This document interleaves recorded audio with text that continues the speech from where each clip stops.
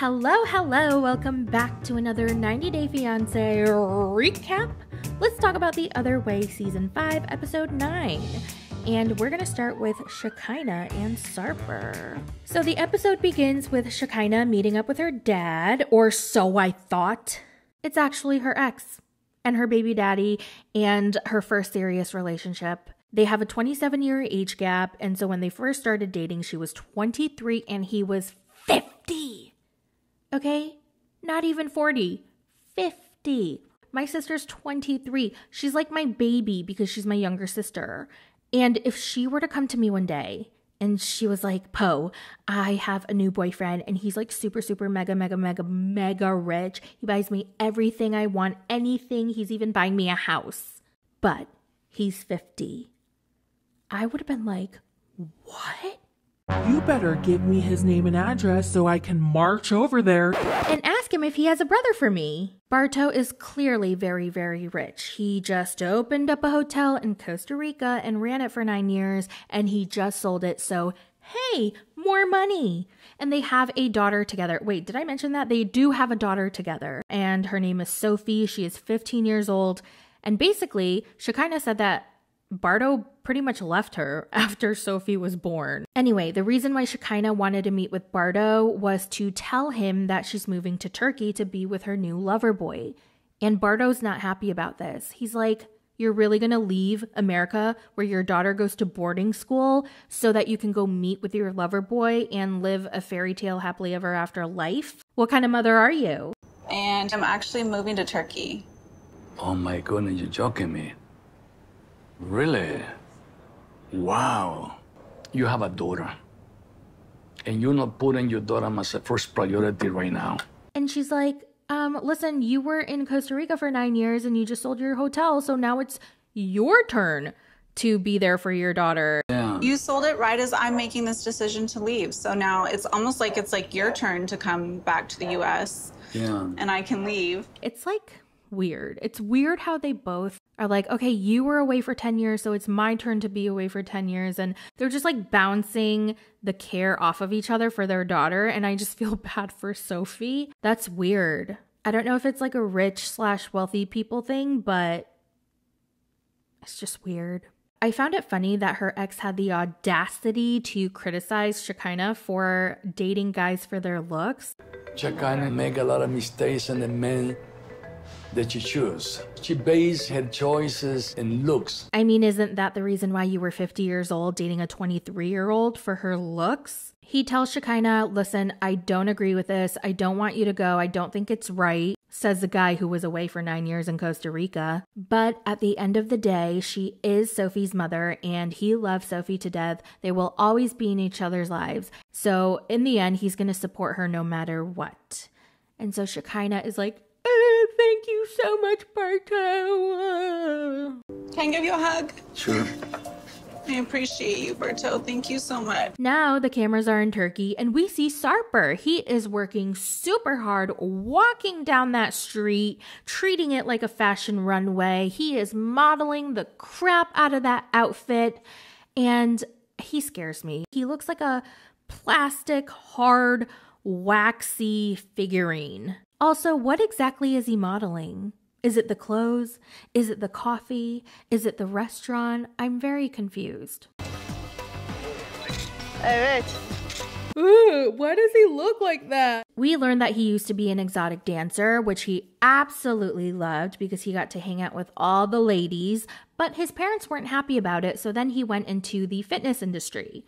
So he's working out with his friend at the gym, and he tells his friend about how Shekinah's going to move to Turkey and live with him. Oh my God, Sarper says when he first matched on the dating app with Shekinah, he was expecting it to be just a one-night stand. After their first date, Shekinah wanted to see him again, but he actually had 2 other dates with 2 other women. Plus, he was feeling under the weather, so he wasn't sure that he could do a 3rd date in one day. So he tried to cancel on her, but then she kept begging him and she wouldn't let him cancel. So he was like, oh, fine, I guess I'll go since you're begging me.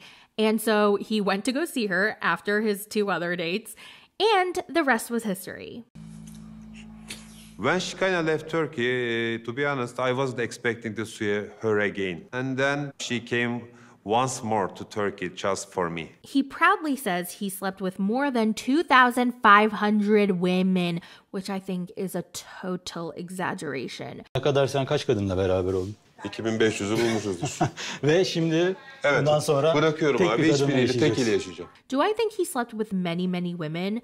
Yes. I mean, he was an exotic dancer and he said he met a lot of women that way. I danced over 600 bachelorette parties. Half of the brides wanted to sleep with me. If they were beautiful, yeah, I slept with them. First of all, why is anyone counting that far to 2,500? And also, I did the math. If he slept with 2,500 different women, that means for the past 6.5 years, no, 6.8, I think it was. So let's just round up to 7. For the past 7 years in a row, he had to sleep with one different woman every single day. In a row, okay? 365 days in a row, different women for 7 years. If that's true, that is not okay. Maybe it's more like 250 or 350, which is still a lot. I mean, that's gross.